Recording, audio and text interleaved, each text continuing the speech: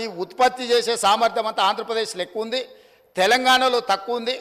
అందుకే తెలంగాణ ఉద్యమం వచ్చింది. కాబట్టి ఈ విధానంతో ముందుకు వెళ్తే తెలంగాణకు నిజంగానే చీకటి రోజులు వస్తాయి, దీన్ని సరిదిద్దాలి అని చెప్పి వీళ్ళందరూ కలిసి ఆనాడు కేంద్ర మంత్రి జైపాల్ రెడ్డి గారి దగ్గర వెళ్ళి కూర్చున్నారు. అధ్యక్ష, జైపాల్ రెడ్డి గారు అప్పుడు అందరితో చర్చించి తెలంగాణలో విద్యుత్ రంగ నిపుణులతో మాట్లాడి ఏం చేస్తే బాగుంటుంది అని అంటే ఒక సవరణ తీసుకురావాలి. ఏంది?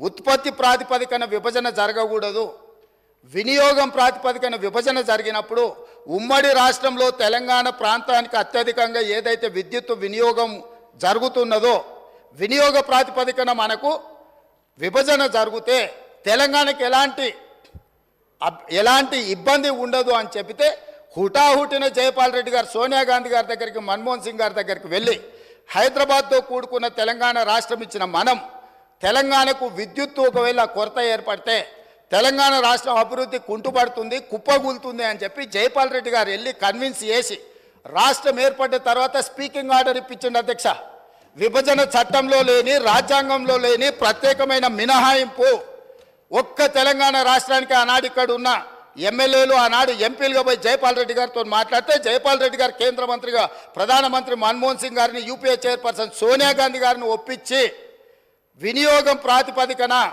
53.46% అంటే దాదాపుగా 54% తెలంగాణ రాష్ట్రానికి, 46% ఆంధ్రప్రదేశ్ రాష్ట్రానికి. వాస్తవంగా ఉత్పత్తి సామర్థ్యం ప్రకారం చూసుకుంటే 36% తెలంగాణలో ఉండే, 64% ఆంధ్రప్రదేశ్లో ఉండే.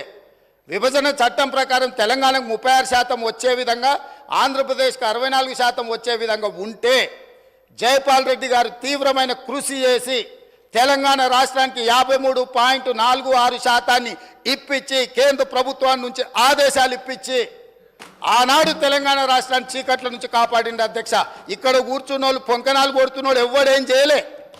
అదేవిధంగా ఆనాడు నేను తెలుగుదేశంలో ఉన్న ఎమ్మెల్యేగా ఇదే సభలో ఇక్కడనే చంద్రశేఖరరావు గారు ముఖ్యమంత్రిగా ఉంటే అక్కడ ప్రతిపక్ష నాయకుడిగా విద్యుత్తు మీద చర్చ జరిగింది.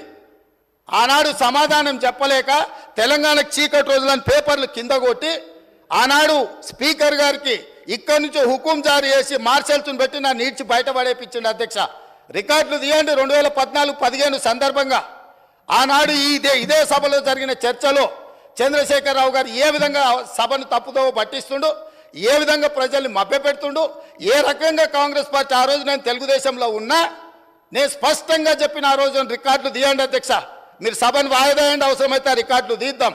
నేను ఆ రోజు చెప్పిన సోనియా గాంధీ గారి దయ వల్ల, జైపాల్ రెడ్డి గారి కృషి వల్ల తెలంగాణ రాష్ట్రానికి ఈ విద్యుత్ సంక్షోభం నుంచి గట్టెక్కింది.